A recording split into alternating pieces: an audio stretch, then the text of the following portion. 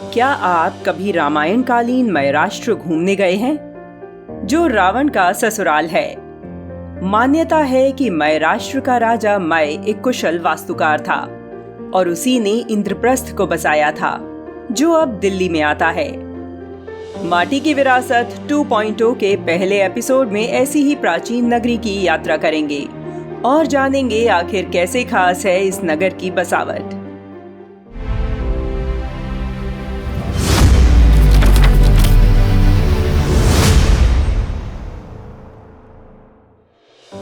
लगभग 7000 वर्ष पूर्व इंद्रप्रस्थ से 70 किलोमीटर दूर उत्तर पूर्व में मय नाम के दानव ने मय राष्ट्र बसाया, जिसे 1836 में मेरठ कहा जाने लगा।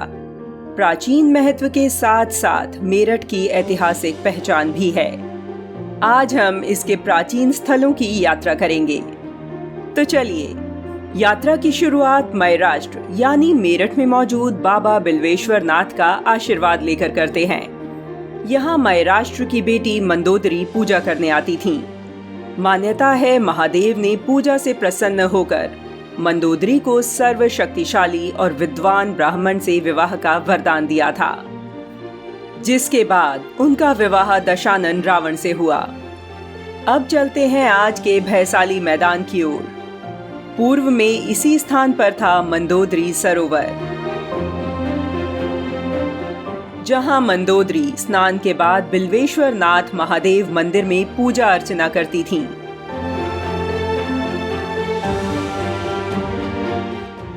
आज का खंदक बाजार मैदंत के गांव की ढलान पर लगता है। अब यहां से चलते हैं मेरठ के परतापुर के पास गलोल गांव।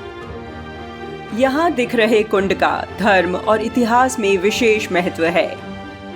मान्यता है गलोल तालाब रामायण काल में बनवाया गया था। ऋषि विश्वामित्र ने यहाँ यज्ञ किया था। 1857 की क्रांति में इसी तालाब के पास एक पेड़ पर क्रूर अंग्रेजों ने कई क्रांतिकारियों को एक साथ फांसी पर लटका दिया था। हाल ही में मेरठ में 2000 वर्ष पुराना एक टीला मिला है। दावा किया जा रहा है कि नगर के बीचों बीच विकासपुरी में मिले मौर्यकालीन टीले से कई प्राचीन रहस्यों से पर्दा हट सकता है। दावा ये भी किया जा रहा है कि इस टीले का कनेक्शन अशोक स्तंभ से हो सकता है। जी हाँ, सम्राट अशोक का भी मेरठ से संबंध रहा है।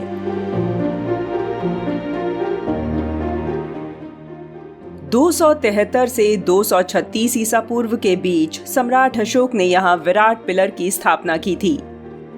लेकिन शिकार खेलने आया फिरोज शाह तुगलक पिलर को दिल्ली ले गया। रास्ते में वह खंडित हो गया, जिसके बाद एशियाटिक सोसाइटी कोलकाता ने पिलर की मरम्मत करवाई। मेरठ का जैन और बुद्ध संप्रदाय से भी गहरा संबंध रहा है। मेरठ के दतियाना गांव में भी एक प्राचीन मंदिर उपस्थित है, जिसके पत्थरों को देखकर अनुमान लगता है कि यह 3री शताब्दी में गुप्त काल में बनाया गया है। सिंधु सभ्यता की बात करें तो मेरठ इसकी ईस्टर्न बाउंड्री कहा जाता है।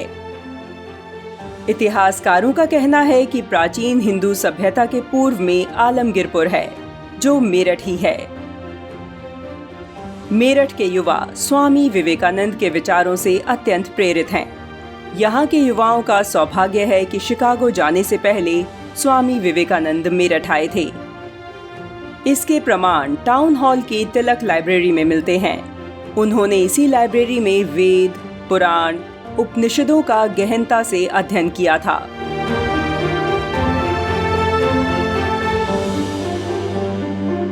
उनकी पढ़ी पुस्तकें आज भी तिलक लाइब्रेरी की धरोहर हैं। स्वामी दयानंद का भी मय राष्ट्र मतलब मेरठ से गहरा नाता है। क्या और कैसे, ये जानने के लिए माटी की विरासत 2.0 का अगला एपिसोड जरूर देखें।